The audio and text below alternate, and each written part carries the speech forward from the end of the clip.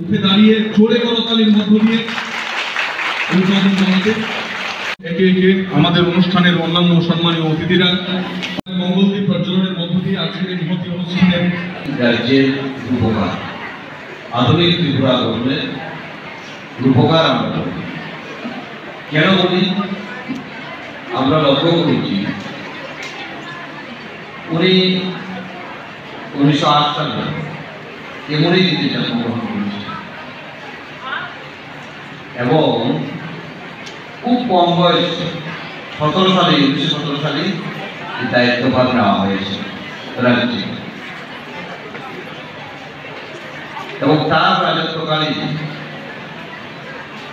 প্রায় 1947 সাল পর্যন্ত